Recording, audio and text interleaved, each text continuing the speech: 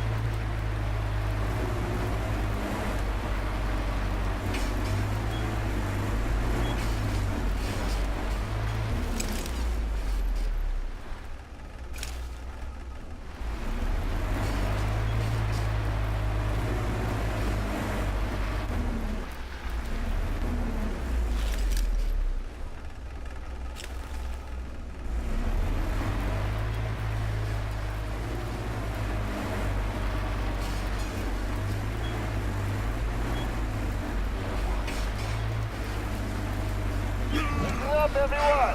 The Baron is about to speak. Listen up, everyone. The Baron is speaking. We're going to have a grown-up conversation, gentlemen. So move your tribals away from the radios. Done? Good. It has come to my attention that Shellgame told people that I should not have burned Sweaty. And that Sweaty was an okay guy. And I overreacted over some stupid shit we invented for the tribals.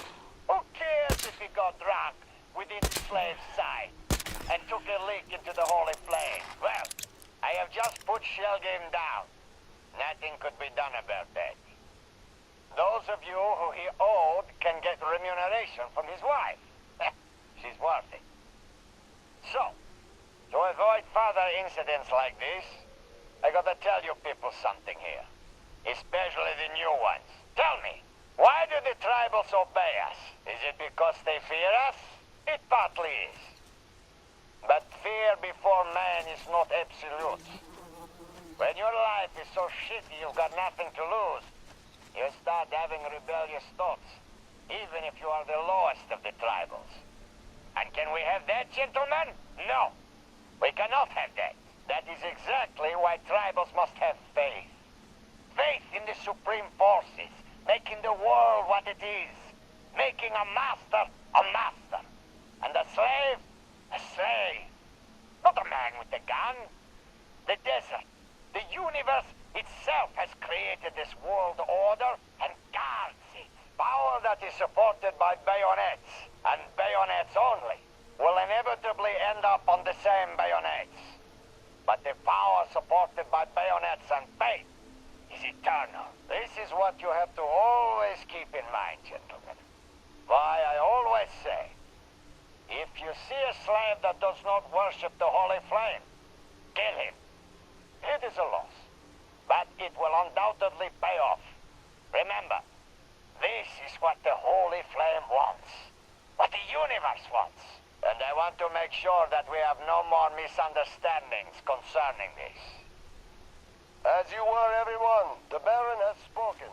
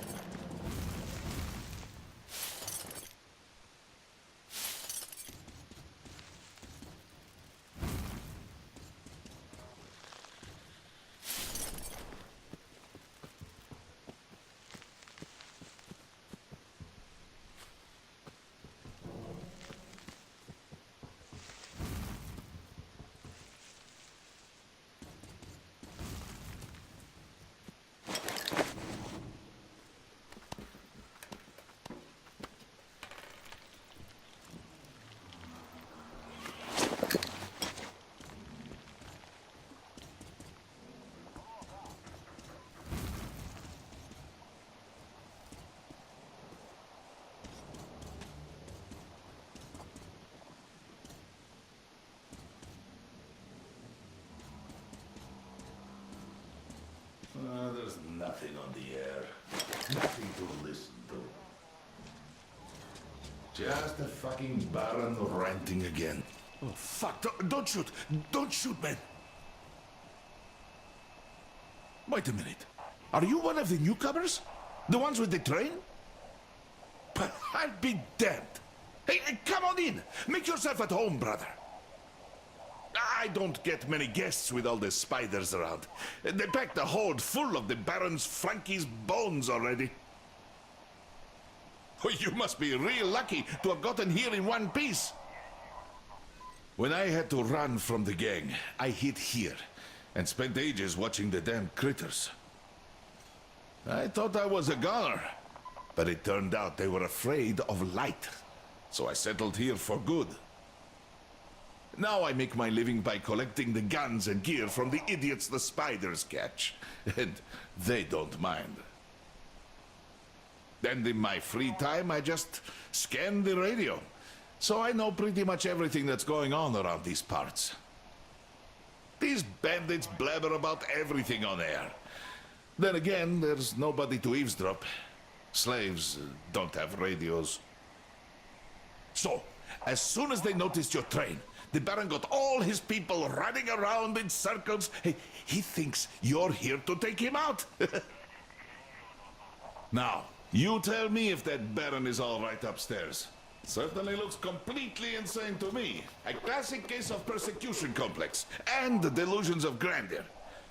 Say someone did come to take him out.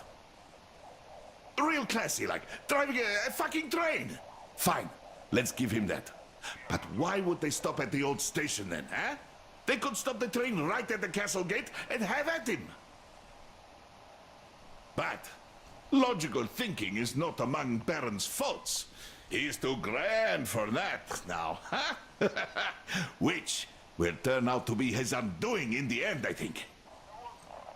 I will say, though, that if you really do take that Baron bastard out, the whole desert will be kissing your footprints until the end of days.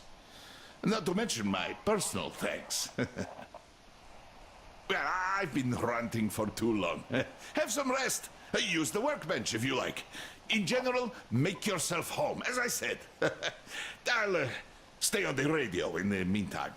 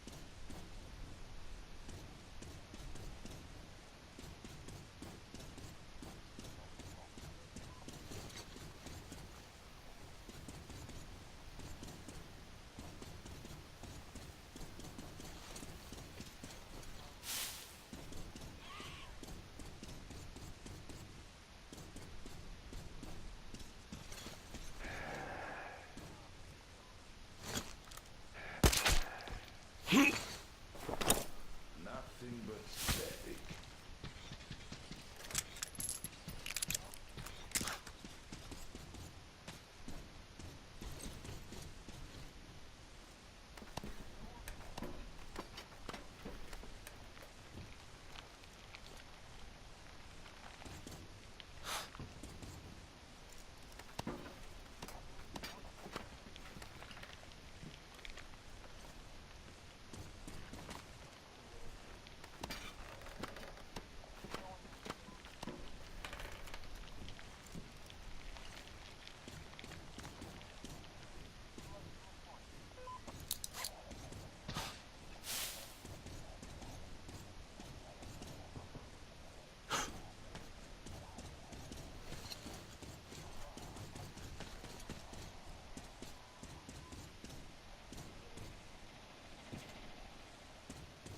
So where was I?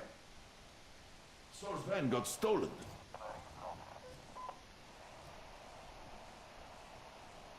Oh, nice to see you again. Hey, come on in. Don't be shy. Hey, come on. This is really getting on my nerves. Put the gun away, man. Now we're talking. I get nervous around guns, you see. So where was I? Sol's van got stolen. And that guy is not your average mook. So he had the car for a reason. Baron's compliments. In fact, for loyal service. And the Baron does not give presents like they're nothing. You got to have authority to be worthy. Thus, everybody knows who's to blame. The newcomers. They're definitely going for the Baron. For some reason, though, they decided to start with Saul. So, what I wanted to say is, if you happen to have this car now, watch out. All the bandits know it, and will open fire as soon as they see you driving it. You won't even try asking first. Personally, I think that Saul got his just desserts here. He's as much of a bastard as the Baron is. Just more of a loser. Yes.